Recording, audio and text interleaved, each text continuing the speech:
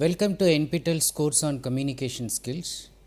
We are now on third module, and this module particularly focuses on nonverbal communication with special emphasis on body language. And in the past 4 lectures, I've been talking about the importance of body language. I was talking about the origin of it, and then we discussed the debate between whether it is nature or nurture and so on, and then we started analyzing various aspects of body language.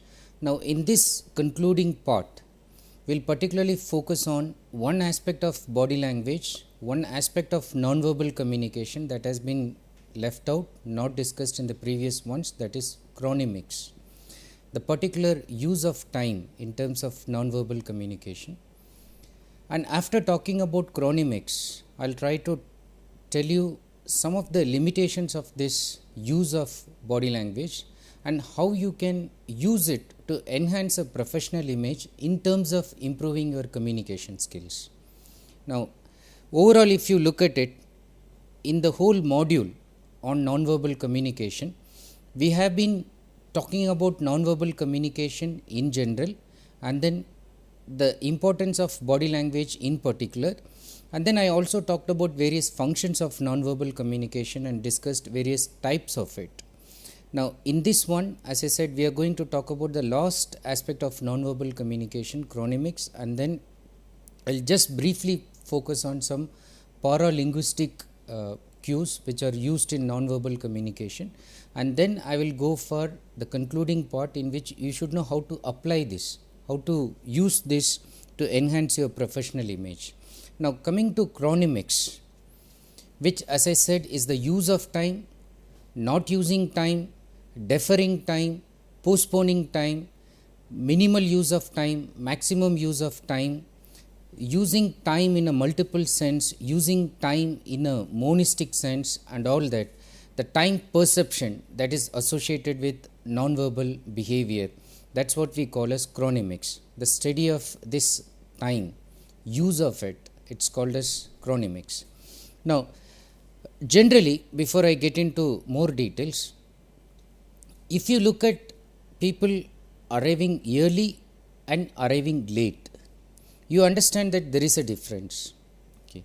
The one who would arrive early in the scenario would like to show that the person is sincere. The person may also be the subordinate because the boss is the one who is expected to come late. The person comes in time. There are offices where if the workers go late, they will not be able to get that day's salary. Some part of the salary will be reduced, or in certain cases, if they go late for 3 days, 1 day salary will be cut. So they have to follow the time, they have to go in time. Now look at the person who is coming late, somebody who is arriving late.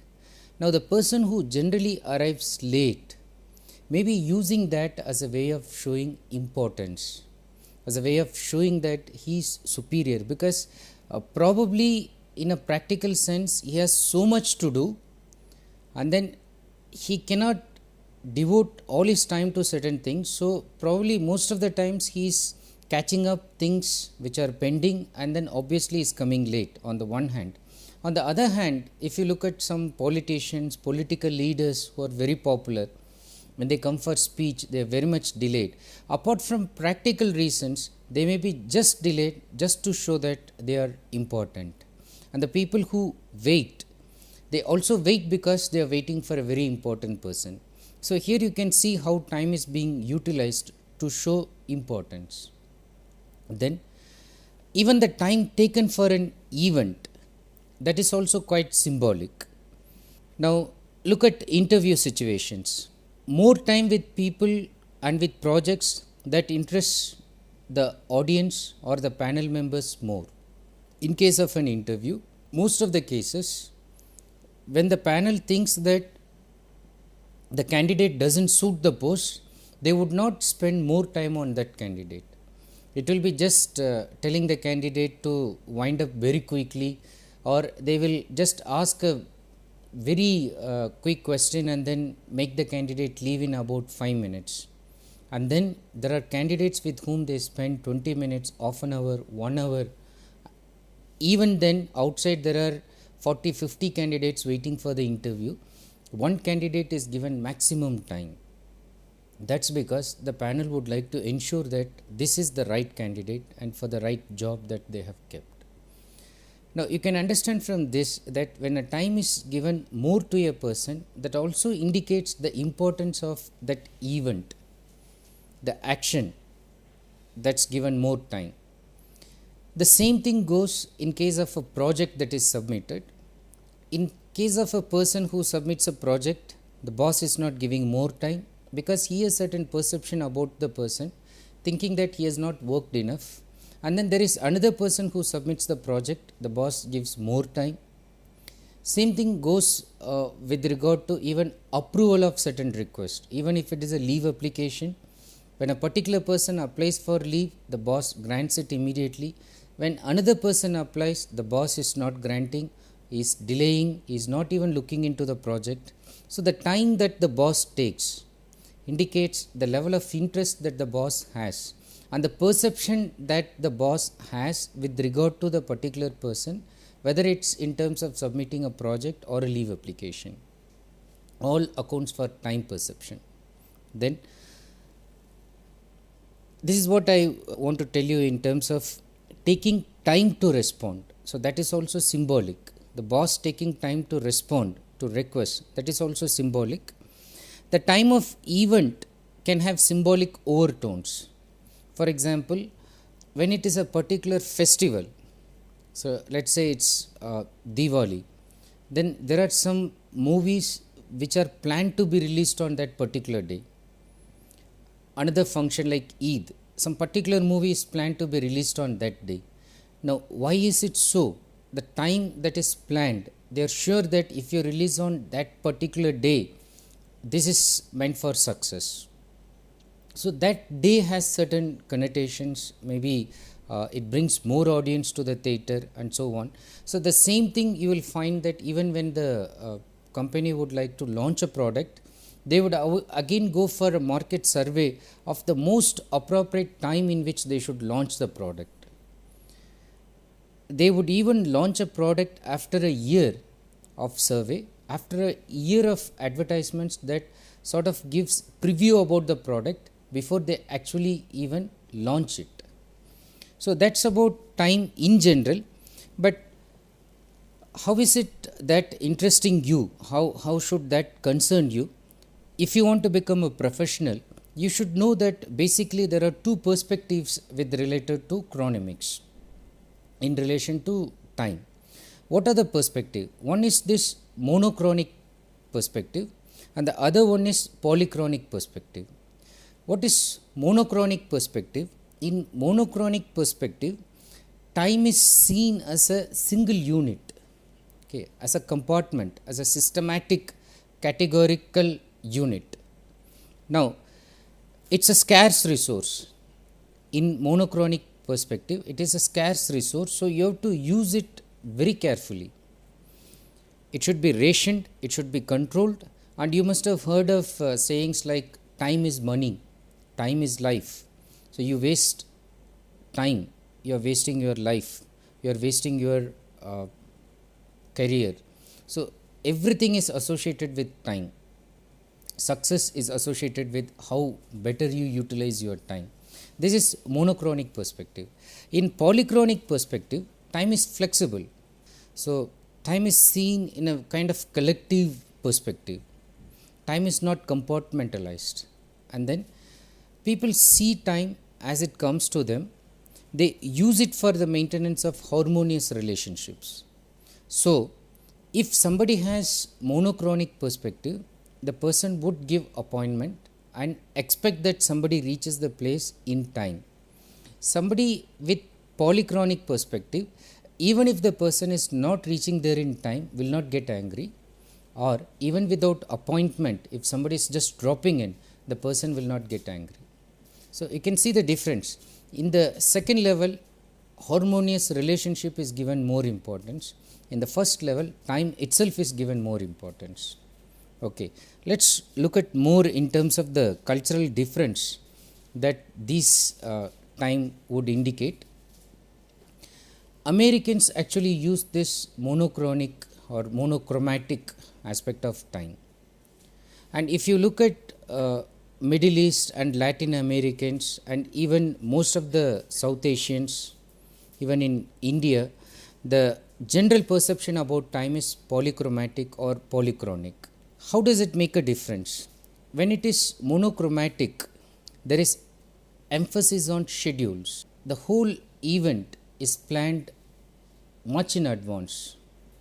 5-year goals are verbalized, written clearly, and a schedule is planned accordingly. Appointments are given all the time, and you cannot violate that appointment. You have to wait for that appointment. Segmentation is done, so the whole chunk of work is divided into segments. Division of labor is followed, and apart from that, promptness. If appointment is given, it is expected that the person comes before time, in time, but never comes late. Late arrival is not excused here.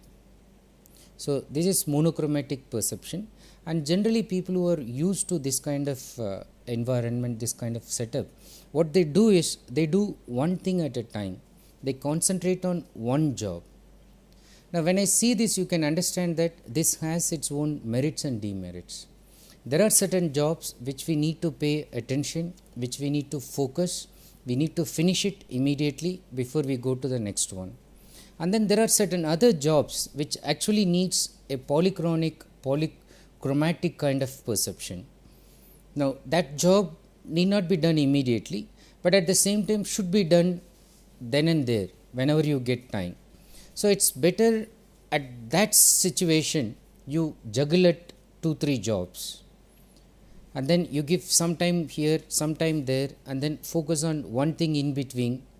Now this, if you have a polychronic time perception, you will be able to do, and you will be able to do it without any conflict.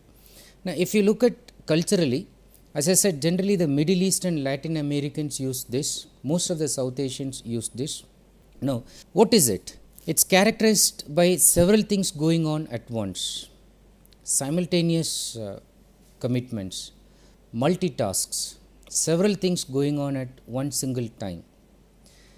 Now the disadvantageous part of this, highly distractible, focus is less, concentration is less, work efficiency can be reduced because the person can be distracted easily, and then overall the person considers time commitments casually. Now when I say this, how a conflict can happen between these two perceptions? Let us say the boss says 9 o'clock. Now the boss is of polychronic perspective, and the person who is supposed to meet the boss, the visitor, is coming from a monochronic perspective. Now when the boss says 9, the person reaches the venue at 8:45 and reports to the receptionist. The receptionist smiles, and then she says, no, when the boss says 9, he means 9:30, 9:45, it could be even 10. And if he is busy, he may not even come.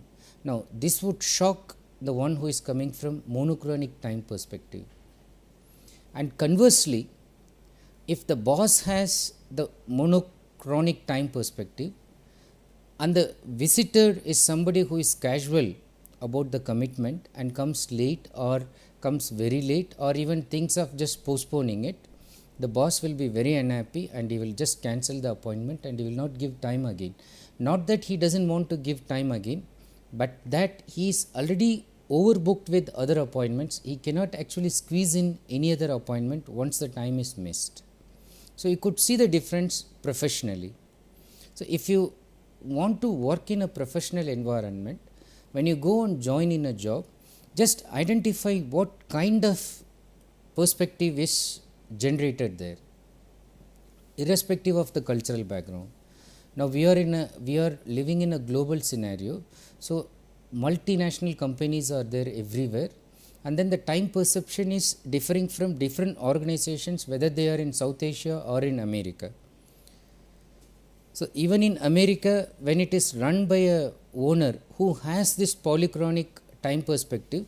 So he will excuse you if you go late, or he will excuse if he is busy with something, and vice versa. So keep that in mind, and then identify the time perspective. Identify the time perspective that your boss has, your higher authority has, and then modify accordingly. Initially it is difficult, but then it's important that you modify your own perception according to the expectation in the work environment, and that will ensure you success, or at least it will avoid miscommunication, at least it will avoid heartburns in the process of communication. So keep that in mind. Now, as a concluding part, let's think about para language, or something that's called as meta communication, which is not generally noted under nonverbal communication, in the sense we are talking about body language, chronemics, proxemics at length. But nevertheless, we also should know that this is also forming a very basic part of nonverbal communication. What are these aspects? One, voice.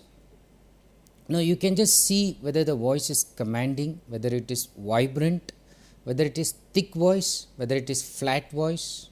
In terms of voice, you can even look at the voice dynamics. Intonation. No two intonations are alike, which means the person stretching on a particular sound will differ depending on the way he is brought up, depending on the way he learnt the language. And two different persons do not stress, do not emphasize the same word in the same manner. So intonation itself will speak for the person's other aspects of communication, particularly non-verbal. Then rhythm. So here the accent that is used. So certain syllables are given accent, some would lengthen the vowels, some would shorten the vowels, and so on. And the continuity of speech. Some would speak brokenly in uneasy splashes of word groups, and some would speak continuously. The speed of speech, the pace itself. So some speak above the expected speed, some speak below certain socialized speeds. Now all again is indicating some kind of psychological thing that's happening at a non-verbal level. Pronunciation. So some are very careful about pronouncing certain words, enunciating them correctly. Some do not care about pronunciation. That also speaks for the person non-verbally. The use of vocabulary. So the whole personality sometimes is reflected in the choice of words.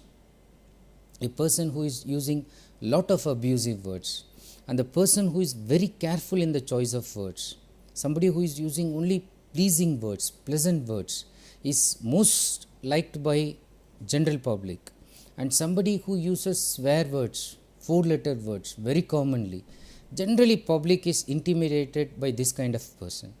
So the vocabulary that is used will also indicate the personality. Again, it's a meta form of communication, para language, which is not actually language, but the way you are using it. So that's also speaking about the personality of the person who uses it, and overall style in communication. So all these things contribute to style, the vocabulary, the speed in which you deliver, the pronunciation. So that also gives a kind of style to the person himself. The same matter, same idea communicated by one person is liked by so many people, and the same idea communicated by another person, people dislike it. All amounts to style. Okay. So keep this in mind when you are also trying to use this as enhancing your nonverbal communication aspect. Now, towards the conclusion, the other important part of nonverbal communication, interpreting nonverbal clues. Now, when you interpret, you also learn how to apply them. We talked about Mehrabian, who put lot of emphasis on nonverbal communication and who said that even almost about 90% is actually nonverbal. Now, Mehrabian identified 3 primary dimensions in terms of interpreting nonverbal clues. He talked about immediacy, he talked about arousal, and he talked about dominance. Now, by immediacy, he meant also the kind of cues we use to communicate our liking and pleasure, which means what we like is something that makes us non-verbally open, non-verbally close, and what we do not like actually distances us from that object non-verbally. So this is what he said, look for immediacy cues. So what does it mean? We move towards persons and things we like and avoid or move away from those we dislike. Generally, we instinctively decide whether we like someone or not, and then later find reasons to back up our feelings. So even without knowing, we feel quite comfortable when we like somebody and we move close towards the person. And when we do not like a person, what we do is we slightly move away from the person. We feel intimidated by the person. So this is what Mehrabian means by immediacy. How close you are and how distant you are, that can indicate the level of relationship, the proximity of relationship. Then arousal. By arousal he did not mean sexual arousal. What he meant was the responsiveness, the ability to respond. How do you respond? Okay, how animated do you become? So that's what he meant by arousal. So which is similar to animation. And this simply means that if you are interested in a person, we tend to be more animated. We become lively. We become fully alive. A flat tone of voice and very little movement indicate a lack of interest. So this is what he meant by arousal, responsiveness. So we respond favorably. We respond with full of blood, vitality when we like somebody, or when we like an event that's going on. And when we don't like it, so the voice becomes flat, and then the whole face controls expressions. There's no expression on the face, and it's indicating boredom or disinterest. So arousal is indicating responsiveness. And the third aspect that he talked about is dominance. He also said that when you interpret nonverbal cues, look for this aspect, which is indicating balance of power. Who is whose superior between boss and subordinate? Who is controlling the relationship in case of husband and wife? In case of any couple, who is controlling the relationship? Who is holding power? So this, he says, can be seen by getting the nonverbal cues. You can get information about status, about position. And for example, people who have high status, they have relaxed body posture. So you will find them between two of one high status and another one of low status. The person with high status may sit on the chair in a very relaxed manner.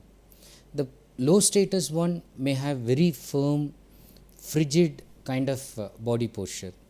The lowest one you will find in South Asian customs will be even not sitting on the chair, will be just sitting down, will be sitting with folded hands, with some bow to indicate respect, or even while standing, they don't stand straight. They gently bow to show that they are subordinate, they are showing some respect, and the other person is just relaxed. He just sits on the chair in the most relaxed position. So this indicate higher status between the two. The second aspect of interpreting nonverbal cues, he said that apart from looking at immediacy, arousal and dominance, he said look for 3 C's. What did he mean by this? He said look for 3 C's, that is context, clusters and change. Context, cluster and change. Now context, what did he mean by context? He said that when you look at something separated from the context and you try to locate with the context, then you actually get the real picture. The example that I gave, for instance, I said that husband driving a car and wife sitting on the back seat. On that particular day, when she usually sits on the front seat, now you need to look at the context before jumping into conclusion that they have quarreled. Now the context could mean that it's so hot to sit on the front, so she has come to the back, or she has a physical problem that the doctor has advised to take the back seat and not sit on the front one, and so on. There are other interesting examples. Context, where environment plays a very crucial role. So in a open hall, or let's say in an auditorium, a boy sits somewhere in the middle, the girl comes and then sits somewhere in the corner. She sits there for some time and then she gets up and moves and sits almost close to the boy. Now the boy should not jump into the conclusion, taking non-verbal cues, should not jump into the conclusion that okay, this means immediacy, this means proximity, she is coming close to me, this means she is interested in me. Now the context may be different, in which she sat just near the door. Maybe one reason she is getting so distracted. Another reason obviously could be that she has a cold and the AC is already generating lot of coolness and she doesn't want to sit so close to the AC.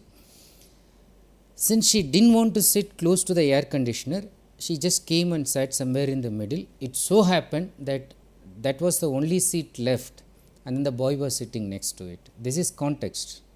Now the boy should not jump into conclusion that the girl is interested in him. So that's what Megrabian said, look at the context. Now once you ascertain the context that there is no external factor that's determining this non-verbal behavior, then you can interpret cues based on the universal reading of it. Then is a cluster.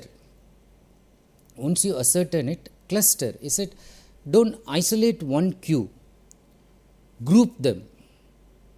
For instance, somebody who would tell a lie would try to put the hand over the mouth, would try to avoid eye contact, would do something with the eye, may wriggle, may do something with the hair. Now look at the cluster, look at the whole group of things, and then he says, then you just form the interpretation. Then he also said, look at change. What did he mean by change? Let's say the worker who comes every day to the office and it's an informal office, shakes hand with the boss and says good morning and is indicating warmth and friendliness. Now the previous night the worker has stolen some money. Next day he didn't want the boss to know that he is the one who has stolen the money. Now change in behavior. He comes, instead of shaking hands, he says namaste, or he shakes hand, and till now it happened to be a very firm handshake. On that particular day it happens to be a dead fish handshake. He's just giving and taking it out very quickly. Now the boss, if he is a non-verbal expert, should analyze, understand that this is a change. Why the hand is cold? Why he is not giving a firm handshake? And then now he should try to cluster with other change in behavior and then look at the context, and then he can non-verbally base the interpretation in a very judicial manner. Now this keeps you on a very safe terrain when you are able to look at the previous cues in terms of context by clustering them and by noting the change that happens in the non-verbal behavior. You will be able to make more or less a very good judgment about non-verbal behavior. Now let's move slightly ahead and then focus on one aspect of non-verbal communication, and let's see how you can slowly become an expert, becoming a non-verbalist, non-verbal expert. And one thing that generally experts do is that they are able to identify people who are genuine and people who are fake, people who are honest and people who are phony, people who speak the truth and people who are liars. Okay. And you just see, and there is a game also in which the person will say something for 2 minutes, and within 2 minutes he will also tell one lie, It may be a story, but he'll also tell one lie. The person at the other side should be able to identify the lie and tell that it's a lie. Now, how can the other person know? The other person can use this nonverbal cues. When the person tells a lie, there is some change in behavior, some change in intonation, pronunciation. He wants to hide something, he doesn't want to say that loud. Something he does which is different from the truth that he was speaking. Now, apart from that, there are certain other tips in terms of body language changes. Sweating, for instance, especially if the person is very new in telling a lie, the person will sweat profusely. Biting of fingernails or chewing of the inside of the mouth while saying something, especially when it is a lie. Drying up of the mouth.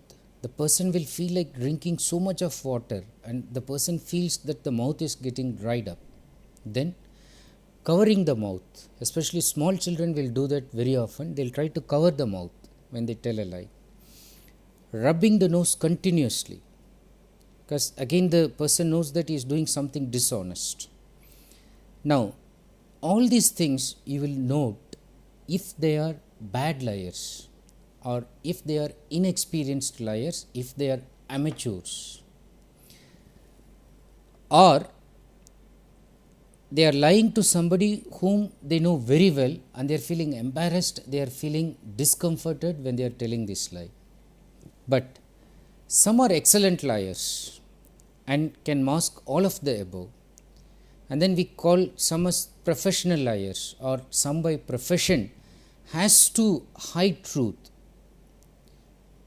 Lawyers, for instance, sometimes they know the truth, but professionally they have to hide the truth, or they have to speak something which is not the truth. It may not be a lie even, sometimes it may be a lie. It may be truthful from a different perspective, but they know that they are distorting the truth. Now, in that context, they have to use a face that's not revealing any of these non-verbal cues. They should not sweat, they should not bite their fingernails. It will be easily observable by the judge and others. The juries could observe it very quickly. So, they are so trained to control their non-verbal behavior. In that case, what should one do? Professional liars have refined their body gestures. So, what should one do when they are so refined? Now, this is where you should observe combinations of behaviors that a person is displaying. You should look for cluster, you should look for change. And the ability to tell whether someone is lying depends on many factors that must be observed rather than just one factor that can completely mislead you. Just somebody has covered his mouth, so immediately you cannot say he is telling a lie. Maybe he feels that it's giving a bad smell and he wants to avoid it. Maybe he was about to cough, about to sneeze and he wanted to avoid it. So, it could be some physiological problem also. So, you cannot jump into conclusion just by looking at one symptom. Then, differences in behavior from the normal behavior, change is something that you should note. Variation in the normal eye contact duration. So, if somebody is honest, the person doesn't mind first of all maintaining eye contact. Then the duration, the person doesn't maintain for a long time, it means that the person is having something to hide. Whereas the person who is normal and he has nothing to hide will not mind about the duration. The more you look at the person will also respond. There is no problem. And then tendency to look up. Sometimes maybe they are cooking up something, some story. So, when you talk, instead of maintaining eye contact, they will just look up. They will look somewhere, they will look beyond you and then they will try to tell something. They will not maintain eye contact. Then hand gestures or lack of gestures. As I said, shaking the hand, not shaking it, or just saying namaste instead of shaking hand, or just saying good morning and not even touching, and all these changes should be noted. If you look at police interrogators, what they do is that they put the suspect's body in full view, something like what I have showed in this picture. Here even I have put the person with dress, actually they may even remove the dress. Okay, keep the person with the minimum one and keep the suspect's body in complete view. Now, when the person's body is in complete view and when it is even taken on photo, it's videographed, it can be even analyzed at a later stage. You listen to what the person says and you see the behavior, change in behavior. And if you find any discrepancy, note that verbal component which is going with or against the non-verbal component that is emanating from the person. So that's how they judge. And you will see most of the intelligent interrogators, very smart police officers, they'll just by looking at you, they know that you are innocent. And just by looking at somebody, they know that the person is suspicious and is a criminal. How many times you have observed this? If you are I'm assuming that you are the honest guy and you always take tickets in the train and you are always afraid of the system, and then you are very honest, you are God fearing. And how many times when you have the ticket in the pocket, most of the times when they look at you, they don't ask you the ticket. And then somebody who is just trying to sneak away, somebody who is coming just next to you, they'll catch that guy and then they'll particularly ask that fellow, and the fellow doesn't have a ticket. How is that they found? Were they scanning them from a distance? How do they do that? Mostly from the non-verbal behavior. They are so trained, so used to looking at the change in non-verbal behavior, and immediately they understand that this fellow is hiding away and they catch the person.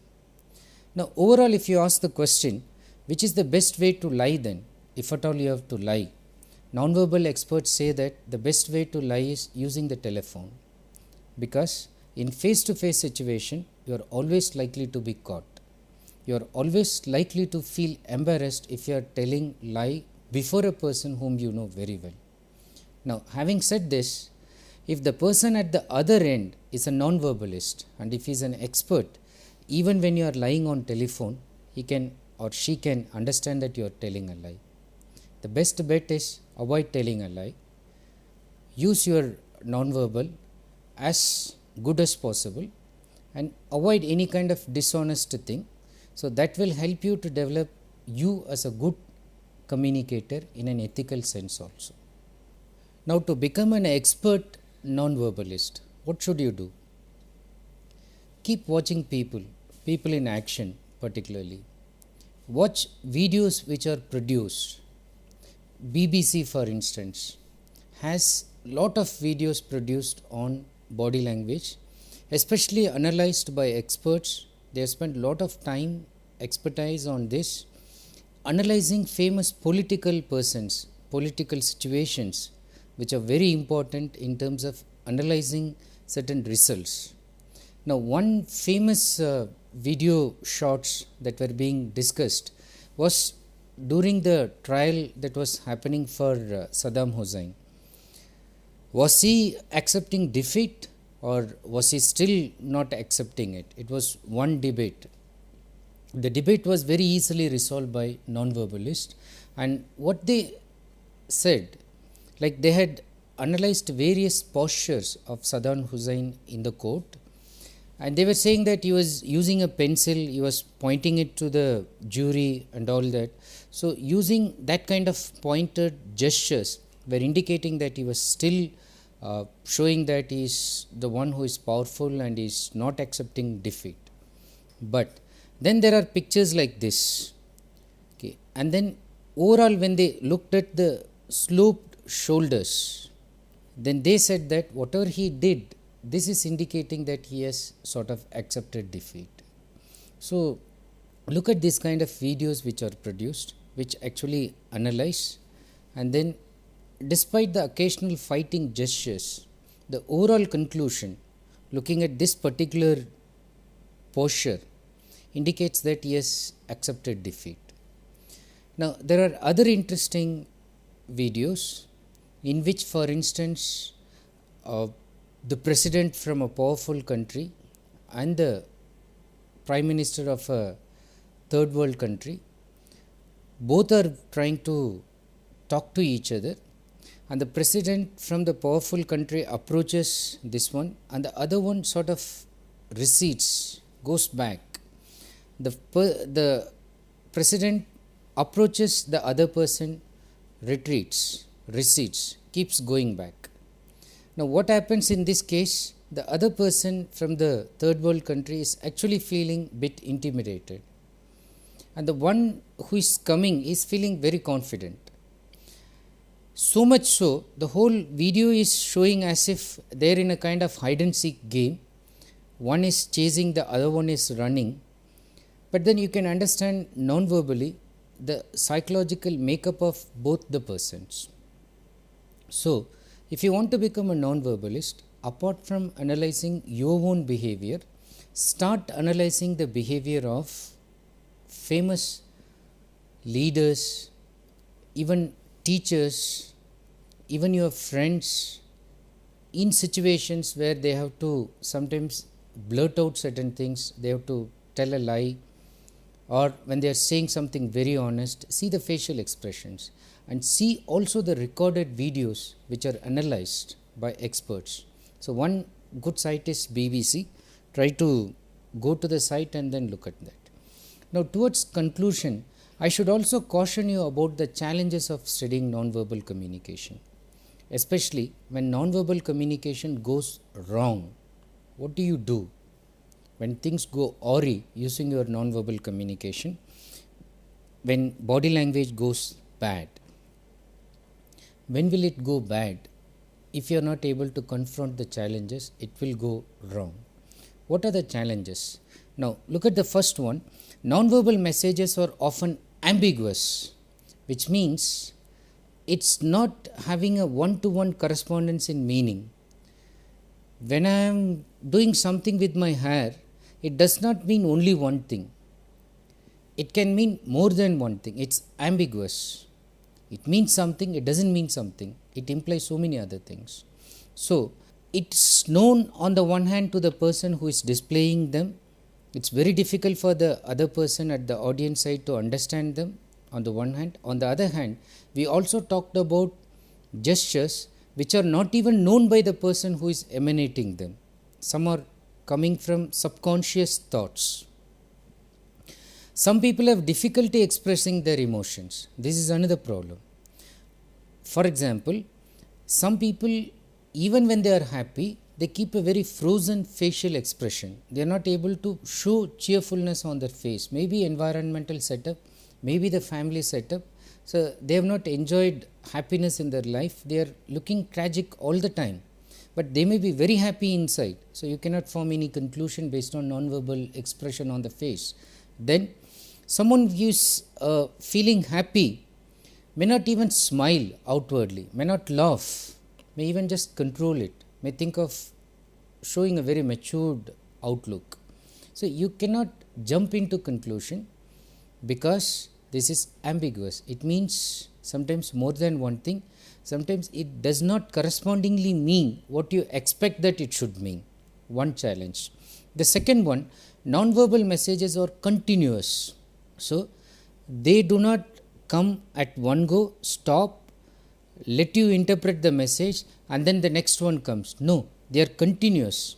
Gestures, what the person does with the hand, how the person is standing, talking, moving, and at the same time facial expressions. You look at the hand, something happens in the face, something happens in the eyes, something he does with the hair, eye contact, can all flow from one situation to next. So many variations happening within this small gamut of expressions. Then it's possible to stop talking. So, you cannot just shut your eyes and ears and think that, communication is over. But it's generally not possible to stop nonverbal cues.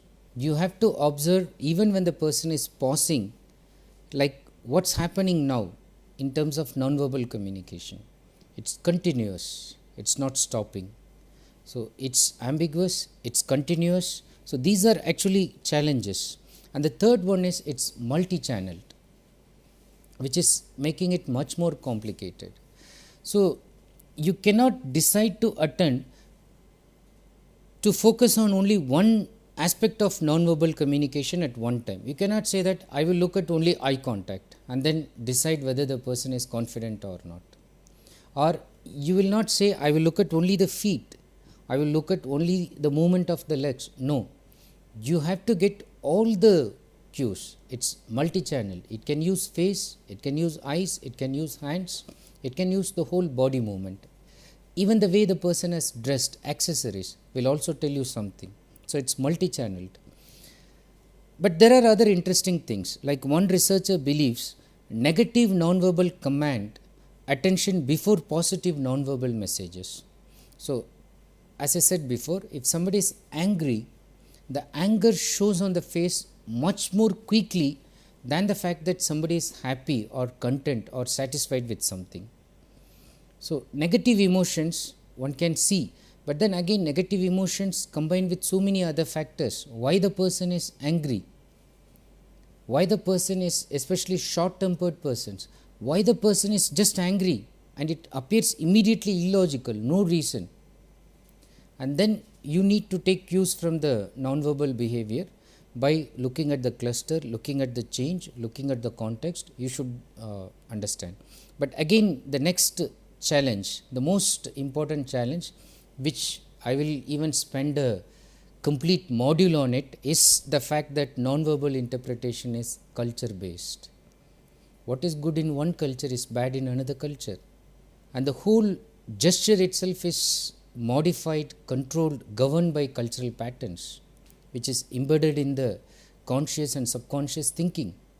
So positive gestures in one culture, which is used, accepted universally in that culture, can be seen obscene, negative. So thumbs up gesture in the US, good, indicating victory, but in certain other culture it has certain other connotations also. So one has to be careful.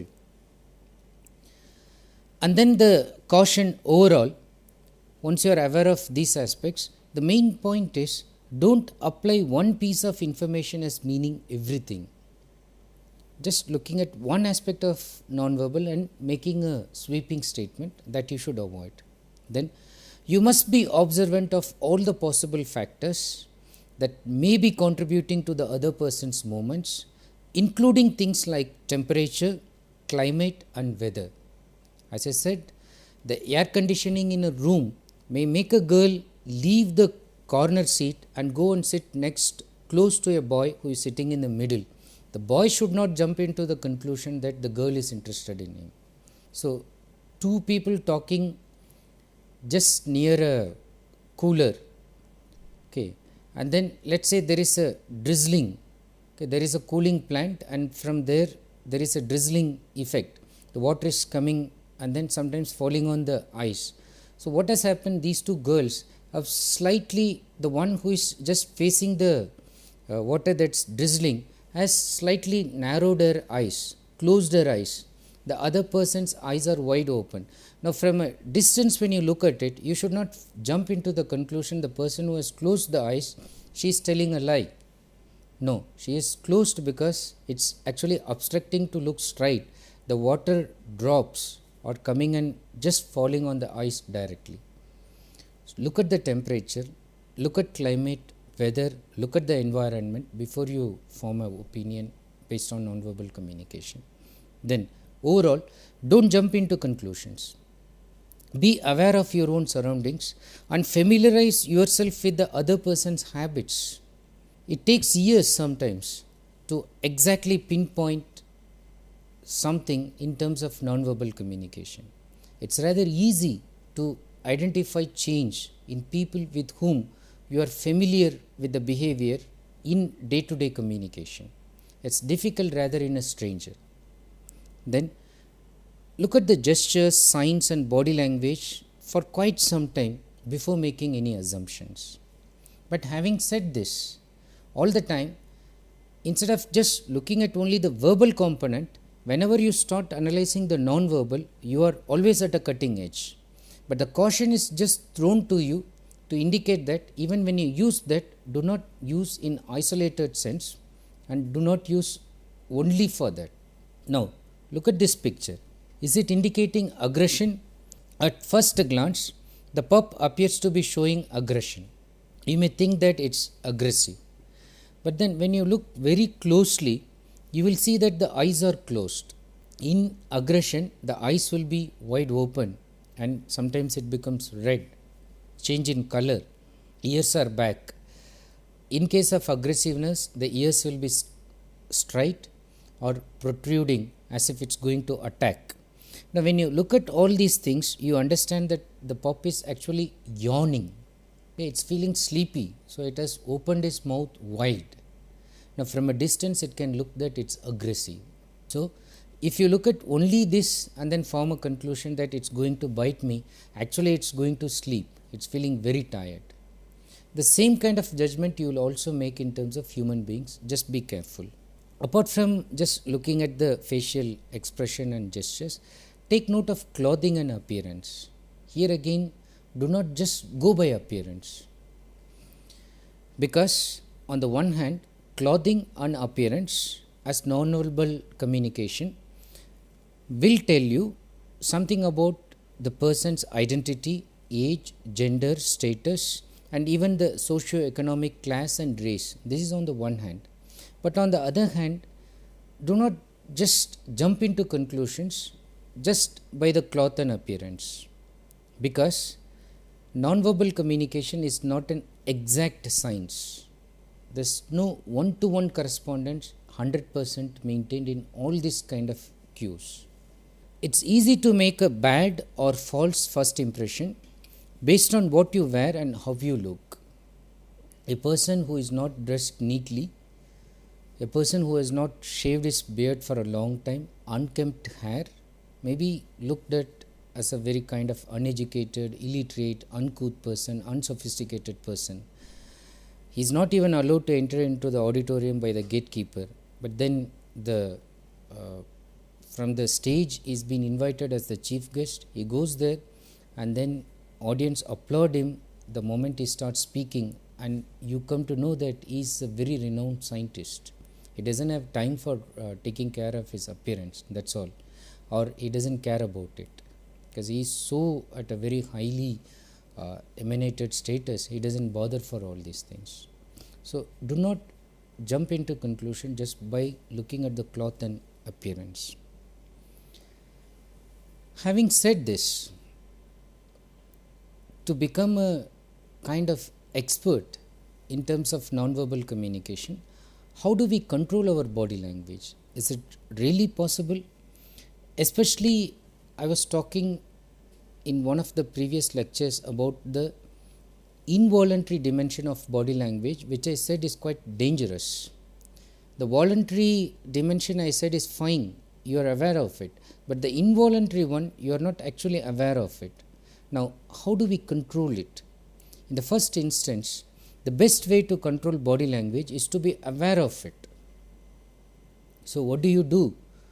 Record your own pictures, images, you in animation, record your friends, keep analyzing. Look for the negative communication that's emanated using body language and try to create an awareness in your mind. So, the next time, for instance, if you have a gesture of always playing with your button or playing with your pen, and once you note it and once you are aware of it, you can tell your mind, when your hand goes to the button or to the pen, you can tell, don't touch it, take your hand away from that. So, that awareness will help you control it. Then some people have extremely open body language, they are very open, maybe they are extroverts and they are generally trained that way, and others have learned to control their emotions. Okay. They do not so easily do that. The first trick an actor learns is how to express emotion with his body, not just the face but with the whole body. Now, when you want to become a professional, suppose you are interested in something, what this point is saying is, just like an actor, try to emulate the gestures. In an interview, if you want to be successful, emulate success in terms of your enthusiasm. Show cheerfulness on the face. Mirror the gestures. Okay. So, you know that to incline on the back is indicating that you are not that much interested, but slight inclination towards the forward the sprinter's gesture in terms of standing position. So these are all indicating that you are rather interested in the communication aspect of what's happening there. So that can indicate that you are controlled and polished in terms of your nonverbal communication. So sometimes you can avoid, and it's also possible to turn your back on someone and make them aware that you are angry or sad. So by just cutting off the nonverbal, you can even just avoid it, and then when you stop indicating that you are not communicating nonverbally, not maintaining eye contact, not smiling, the other person knows that you are angry or you are sad. So you can use it effectively, you can use it to control and learn how to control it by repeatedly watching your own behavior performance, which are taken on video. Take feedback from your friends. Now coming to the other point before we conclude, why should we learn body language? The final question. Now one thing about body language is, even when somebody is faking one's ideas using verbal communication, it's difficult to fake body language for a long period of time. It's not easy to pretend to somebody something that one is not using body language. So you can catch cues very easily. That's why you should know it. Then it's good to learn and to use positive open gestures to communicate with others and to eliminate gestures that may give negative signals. To become a professional, know the positive ones, eliminate the negative ones. You will feel more comfortable to be with people and can become more acceptable to them once you know good body language. People will automatically accept you in the group where you want to be. So these are some important reasons why you should know them.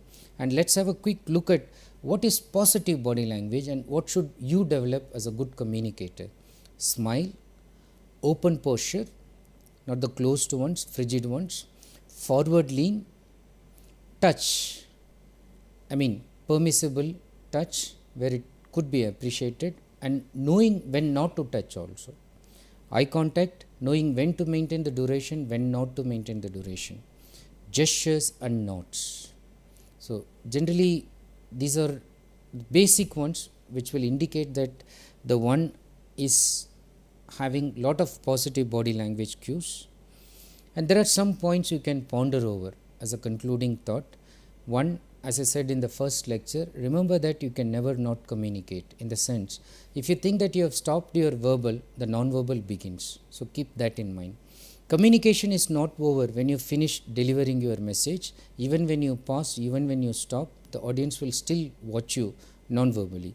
Never say anything that cannot improve upon silence. So use words only when they are absolutely necessary. Use non-verbal much more powerfully than words.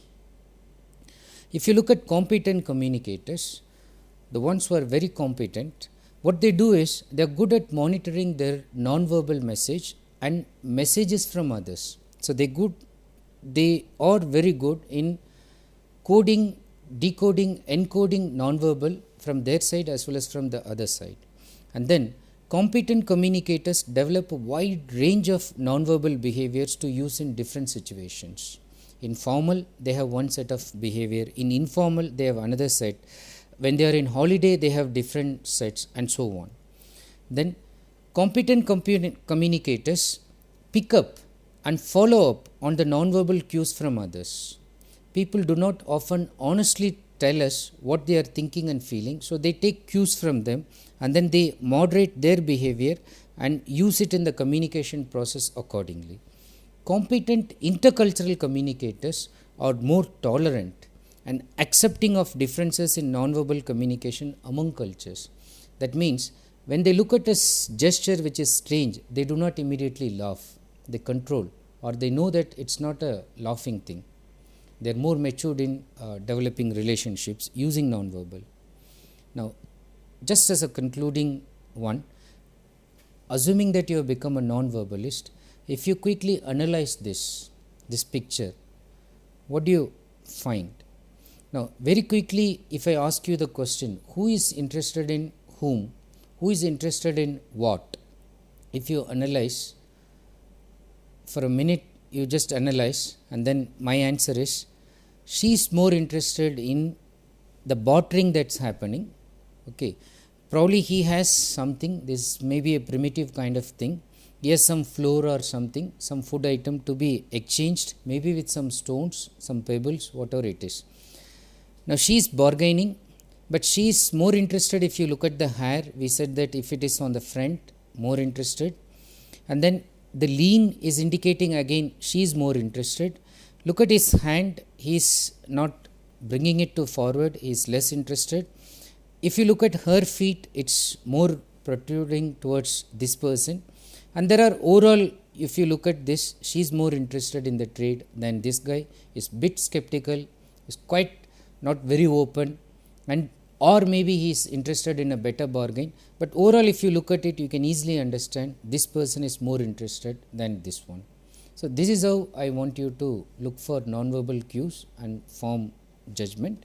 Now, some references. There are so many video materials available on the net, but then if you look at the basic ones, Alan Piaget's body language is a fundamental one. It's available in various editions, even the local Indian one, it's available in Delhi publication.